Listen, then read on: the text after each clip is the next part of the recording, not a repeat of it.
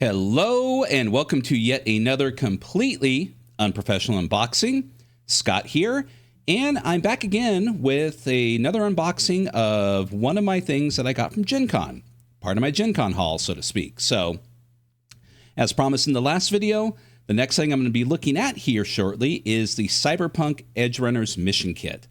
I was originally not going to pick this up, but because, well, I mean, I enjoy the video game a lot, and I did enjoy the anime, and I really wasn't too sure what they were going to be doing. I know they promised with this particular set that they were going to be incorporating certain aspects of the video game, primarily quick hacks. And for me, I kind of felt like the aspect of quick hacks was going to be problematic within Cyberpunk Red because in Cyberpunk 2077, it's a video game mechanic, and it is something that is integral to your experience within the video game. It makes things easier. It makes the aspect of, of hacking within the game more interesting. But some of those things just weren't going to play well in my mind within the role-playing game. They're way too overpowered, in my opinion. So, but during Gen Con, I did go and play a game, an introductory game of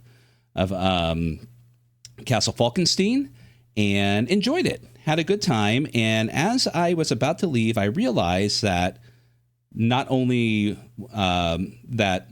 that I wasn't interested in this, but I felt, well, my son probably would be. And likewise, all of his friends, including his one friend Zane, who runs Cyberpunk Red. So I thought, well, they're big fans of the video game, like most people are. They've played through it. They enjoyed it. Maybe they might be interested in it. And so I went ahead and picked it up. And I'm going to, admit I cheated a little bit. I did take a look at this before this video to take a look at it. And do quick hacks work within it? Well, I don't know, but we will find out shortly. As soon as I find how a mouse works. There we go. All right, there's that easy transition. Got to keep that unprofessional aspect of this channel alive. Otherwise, I lose my edge. Yeah, maybe I should do sound effects in this, like a toilet flushing when I do stupid jokes or groans. Anyhow, here is the Cyberpunk Edgerunners Mission Kit. If I said Cyberpunk Red Edgerunners Mission Kit, I apologize. Primarily based on the anime that came out. Was it before the video game or after? I think it was after the video game came out. Anyways, it's complementary to the video game. So, and essentially designed to draw attention to Cyberpunk itself, but more importantly to the video game. But, like all aspects, can you RPG it? Well, we shall see as soon as I go through it. So let's take a look at the back. Now, just so you know that this also is also considered, in my opinion, a starter set, so to speak. It is most definitely an introduction to Cyberpunk Red. A majority of the rules within this game are directly lifted from Cyberpunk Red, and I feel that because of that, it's a alternative to getting introduced to Cyberpunk Red, but also if you're not necessarily into RPGs. If you were brought over by the video game. So this would definitely be a good option as kind of like a transition from someone coming from a video game to Cyberpunk RPGs, tabletop RPGs. So, but what do we have? So we have an introduction, standard introduction to just about everything Cyberpunk, but Night Cities full of stories. Well, first off, welcome to the dark future. Night City's full of stories, but you aren't here to watch someone else grab all the glory, are you? With the Cyberpunk Edgerunner Mission Kit, I'm just going to say Edgerunners Mission Kit. That's a lot of words. To tell your own tale of explosive action, including investigation and colorful characters. You'll take on all comers, from the gangs to the megacorps, and carve your legacy into the street for all to see. So yes, that could be placed on any Cyberpunk book, whether it be old or new. Nothing new in that, but of course, yes, it is enticing. You want, what is this Cyberpunk world that everyone is talking about? So what comes inside this? So you get the Edgerunners Handbook, full of world lore, curated to give you the dates, the deets. Sorry. Okay. Yeah, we're dealing with we're gonna be dealing with some cyberpunk lingo here, Chumba. You need to survive in Night City, handpicked by the creator of Cyberpunk, Mike Pondsmith. The rulebook, exactly what you need to play the game, from the classic Friday night firefight to 2070 era guns, cyberware, and quick hacks. The jacket, a full-length mission for your crew to play. Find out what happens after the anime ends. 7 Edgerunners, pre-made to let you jump into the action, featuring art by Cyberpunk Edgerunners director Hiroyuki Imashi. I hope I got that right. A set of Cyberpunk Edgerunners themed dice, 2d10s and 4d6s, maps, standees, tokens to help bring the world of Cyberpunk Edgerunners to life. So yes, there's a lot. There's definitely a lot in here. There's just about as much as there was in the original Cyberpunk starter set. Was that called a quick start set? Anyways, the original box set that came before the core rulebook, which also came with standees, maps, and several books and whatnot. So it was a very excellent starter set. It was my #1 starter set of the year, and for a long time, until the Cyberpunk Red core rulebook came out and kind of changed a lot of the rules to the point where I really couldn't recommend it, other than for the standees and the maps, because you're going to be questioning a lot of things if you use that as a transition into the core. It's like, wait, hold on, the rules have changed. And I'm not just talking about there's new edge runners and things like that. A lot of the rules were changed. So, but still, if you can find it, on the cheap, I would definitely recommend picking it up, simply for the extra bits and bobs that come in it. So, all right, let's unbox this bad boy and take a look and see what's inside. Set that aside. So here we have the jacket, which is the adventure. We have the rulebook. We have some dice here, and these dice are green on yellow, which are a lot easier to read than the red on black dice, which is very, very hard for someone like myself who has a bit of color blindness to see what's going on. Not only because of the color differential, but the dice on the numbers had a bit of etchings through it to make it more cyberpunky. So it was very difficult to read. This is nice and easy, simple to read, as are the other ones. So, although these seem to be a bit more thematics. Okay, so here's a good example. So this 5 here. I don't know if we'll see if I can get it up there without it losing focus. That 5 there has a bunch of etchings in it, which on red numbers and etchings on a black background, I had no idea what was going on there. So, all right, we got little standees to put your little cardboard tokens on to keep them upright, and we have a little. We've got a little cheat sheet here with keywords regarding the game, and what is Cyberpunk, what is a tabletop role-playing game, and what's in the box. So yeah, nice little introduction here, kind of standard for most RPGs nowadays. And then we've got your Edgerunners handbook, and then we have. Just kind of pop these out. Set this aside for now. Okay, so we have our standees here. Let's see, we've got several here. We've got some tokens to help assist with the game that represent a variety of things within the mission kit, and some wonderfully articulated standees done in the anime style, which are fantastic.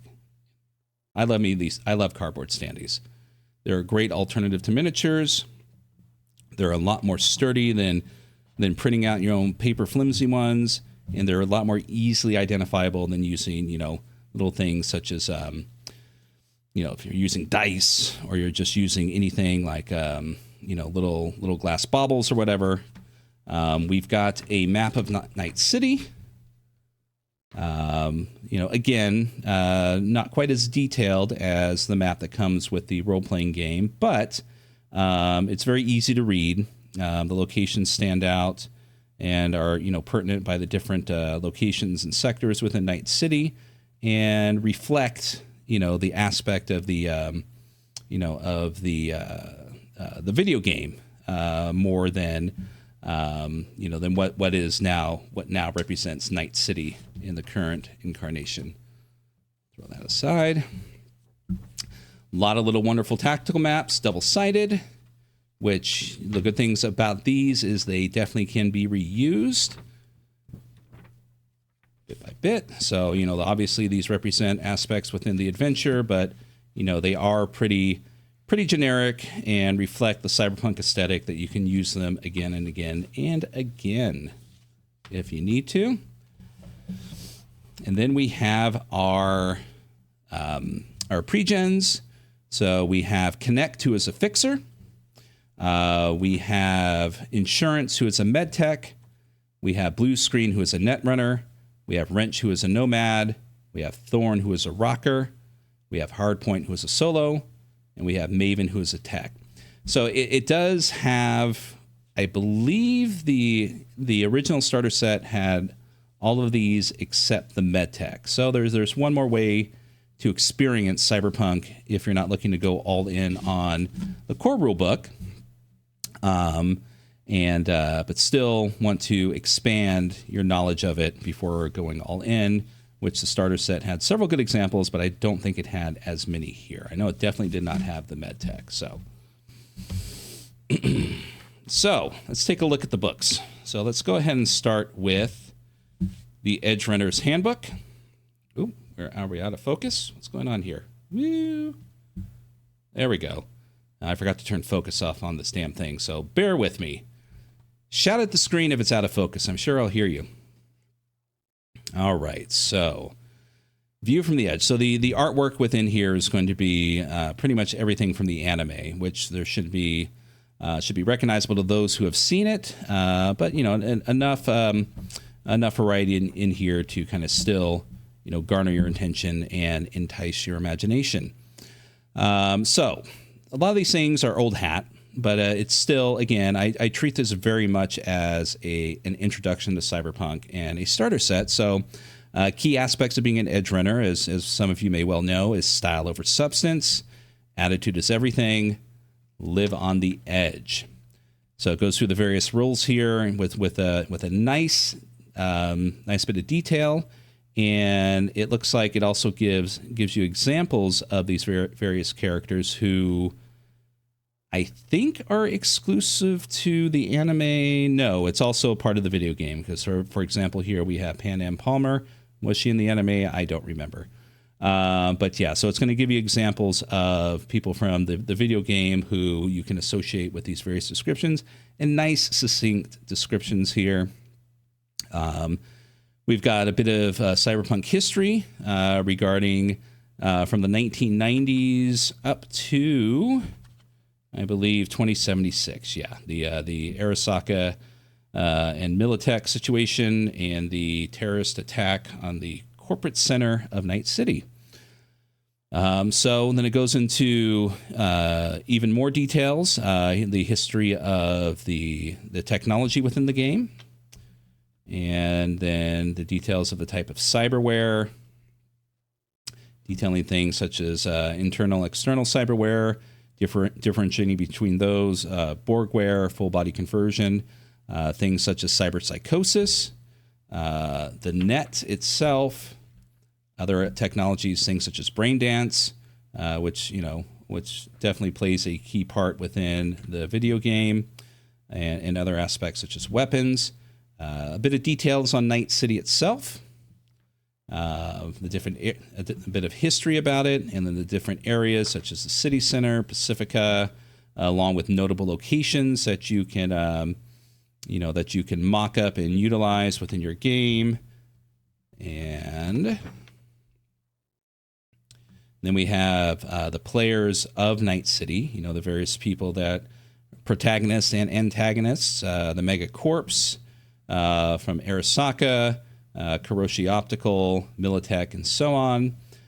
Details on the gangs, Ace Street, Barguest, Maelstrom, Tiger Claws, Voodoo Boys, and so on, and a few other players, specifically ones that are named and noted within the anime and the video game. Aspects about everyday life. So what to do within the RPG, how to get your stuff, how to have fun, and then of course the most important thing about running a Cyberpunk game, the lingo. If anything's going to bring you into your Cyberpunk game, it's going to be a very excessive use of the lingo to almost a point of annoyance. But deal with it. It's Cyberpunk. As stated, style over substance, attitude is everything. And let's see here. And then we have a bit of background information on the crew.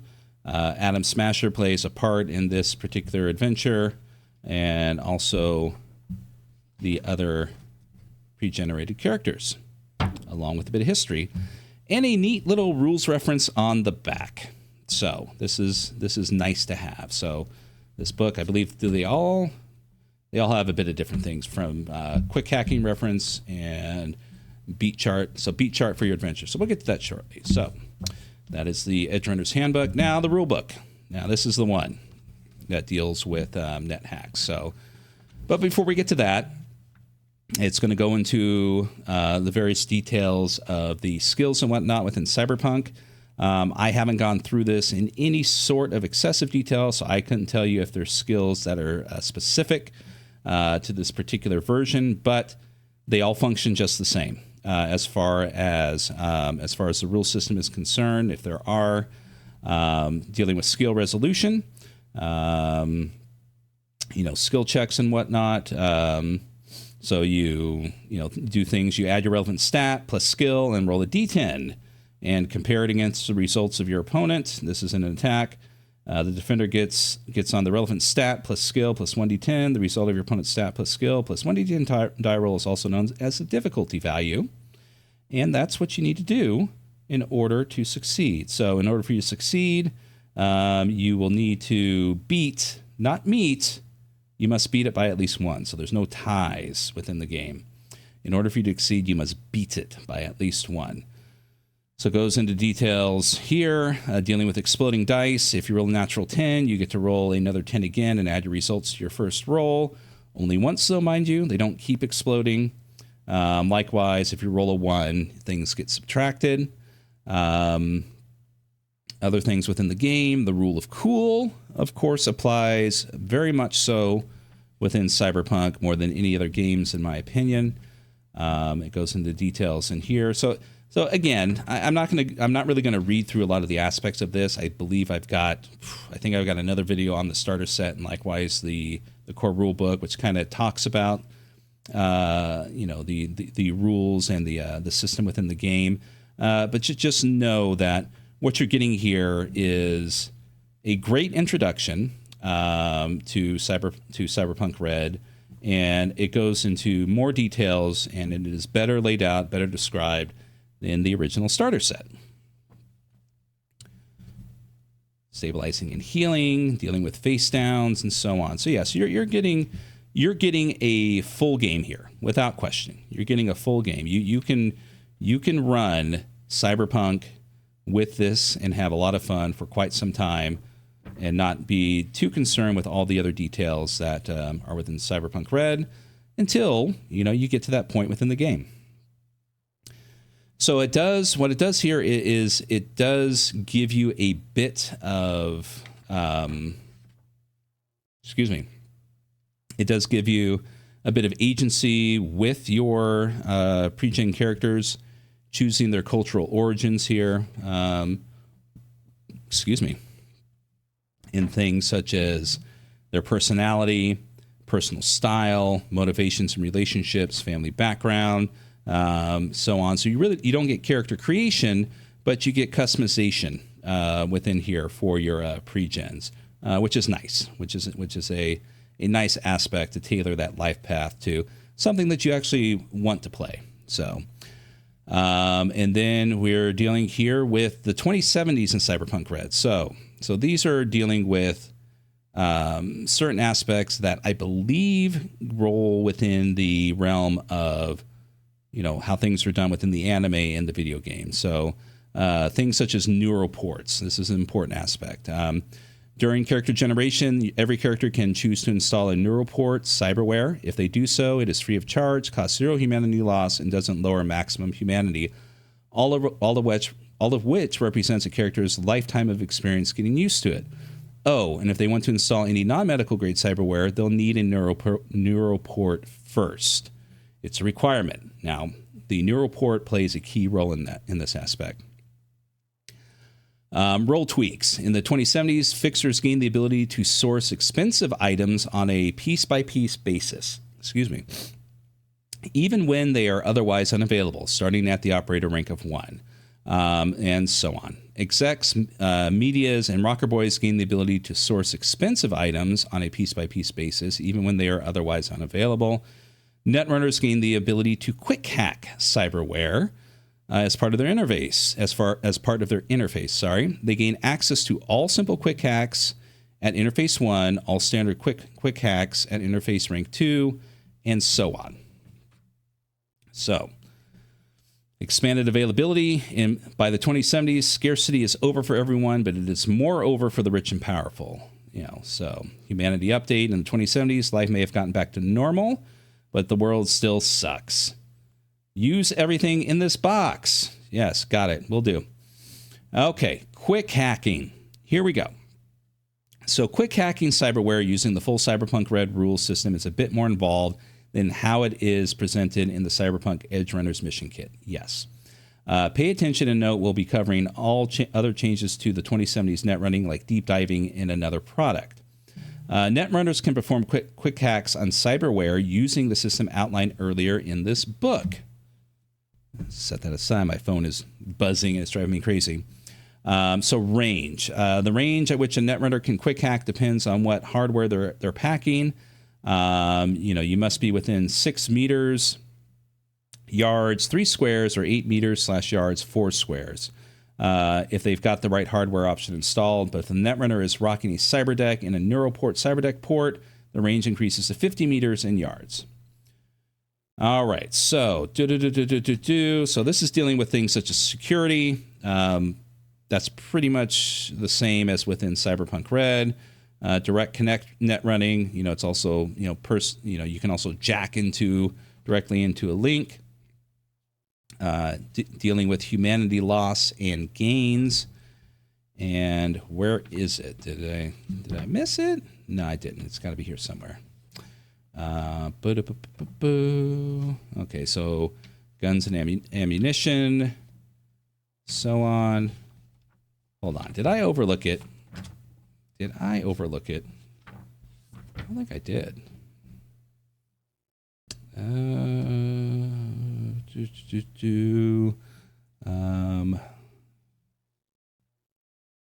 Did they put it in here? I'll look in a sec. Where is it? I did not miss it. It must be in another section. Weapons, street drugs, ammunition. This is what happens when you get old, kids. Okay, so another quick sheet. All right, maybe it's in here. Let me take a look. Is it in here? I don't think it is. I swear to you, I read it. Okay, so this is the adventure. I just want to get to the aspect of dealing with this. I know I read it. So the NPCs. Ooh, we had a minor earthquake. All right. Okay, so it's here, I know. I'm not crazy. Let's go back. Apologies. Here we are. Okay. I passed it by. I'm an idiot. Net actions. Quick hacks. Here we go. All right. So below is a list of quick hacks available to the netrunners in Cyberpunk Edgerunners Mission Kit. So in order to perform a quick hack on someone, you need to breach them. Well, you need to breach anything, but we're dealing with personal quick hacks here. But in order for someone to quick hack into a person, they have to have a neural port installed. If they don't, you can't use these special quick hacks on them. But if they do, it's the same aspect of trying to hack into something, go in undetected. If you're detected, they can fight back. But then here's what you can do to them. You can impair their movement, difficult value of 6. Target's move is lowered by 1 for the next 60 seconds. You can do a sonic shock. Target suffers a damaged ear critical injury. It's referenced on the page, but not the bonus damage. Overheat. Some of these things should sound familiar. Short circuit, cyberware malfunction, lure them to you, slow them, synapse burnout, deal 3d6 damage directly to the target's HP. The damage bypasses armor and does not ablate it. Advance, puppet. You control the target's action and movement action during their next turn. You can make them attack themselves with their gun, pull a pin on their grenade, or shoot their chumba. Sound familiar? All checks are made using the target stats and skills instead of those of the puppeting netrunner. Shard ejection. Well, that was a close one. Shard ejection. There we are. I can talk. Forcibly install and eject one piece of the target's chipware into an adjacent square. This will not work if the user has a shard slot cover. System reset. Target falls unconscious for 60 seconds, 20 rounds. So there you go. So those are the ones that are included in here. Now, the one thing that's not missing, of course, is inducing cyberpsychosis. And those were some of the things that's like, come on. I get it in the video game, but within the world of Cyberpunk as a role-playing game, that might be a bit much. But, you've got the puppet action. You can make them pull those grenades. You can make them, shoot themselves just like in the video game. So yeah. So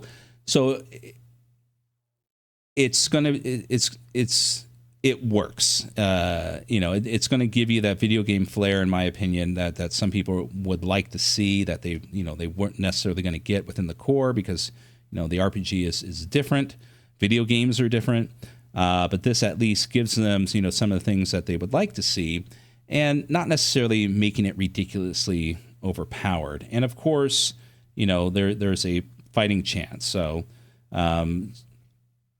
between the target, if they successfully hack within them or breaching with them without being noticed, and of course it's a battle of wills at that point. But if you break through, damn, you can do some crazy stuff here that isn't available within Cyberpunk Red. So there, I found it. All right, now the mission kit. Here we go. All right, so not going to be too much. This is an adventure. Spoiler alert. Should be obvious, but, just in case. So, goes through the basic things of what a GM does, aspects of setting the scene, playing other characters, adjudicating the rules, and you deserve to have fun too. So, if you're not the game master, here's where you stop reading. So I'm just going to read you the introduction here. The Jacket is a full-length mission set after the events of the Cyberpunk Edgerunners finale, so right after the anime. We've designed it to be a fun follow-up to the anime. In it, you'll visit some iconic locations, meet a few familiar faces, and carve out a new story in Night City. Game Master, step 1 is knowing how to play the game. We highly recommend you read the Edgerunners Handbook and Rulebook. You should also familiarize yourself with the Edgerunner sheets included in the box. There you go. So, now, one of the things that I noticed is I'm just going to flick through here. It does reference a few times within here and other aspects of the book that if you would like to beef this up, it does reference certain things within the Cyberpunk Red core rule book. I'll give an example here. So everyone wants to know Atom Smasher. What are his stats? And they are insane. But you can make him even more insane, as noted here. The above list only reflects a cyberware crucial for play using the Edgerunner Mission Kit. If you're playing Atom Smasher using Cyberpunk Red rules, add things and add in low light, infrared, UV times 2, anti-dazzle times 2, hardened shielding for all cyberware, and a level dampener, plus whatever else you feel he needs. As for what type of FBC body he has, it is unique. It is his own brand of Chrome God. So there's little bits within here that do reference that. So I mean, if you would like to, it's yada yada yada. If you want to utilize this in Cyberpunk Red, refer to this, and do it this way. So they are interchangeable. This is not it is self-contained, but it is not so different that you can't use it both ways. It's definitely meant to be brought together and pick and choose what you want, use what you don't want, but carry on as you want, and know that by getting this, it is not something that is going to set separately from your Cyberpunk Red book. So I believe, other than that little delay of me having a bit of a old person crisis, completely just blanking out over it as I turn the pages. That is everything that you get. I think that this is definitely something that is worthwhile if you're a Cyberpunk fan. And I also think that it is definitely something, if you're new to the game, that you should most definitely pick up. I would definitely get this if you're interested in the RPG. So there you go. This has been yet another completely unprofessional unboxing with the Cyberpunk Edgerunners Mission Kit. I'll put a link in the description. This is definitely available in most friendly local game stores, I believe.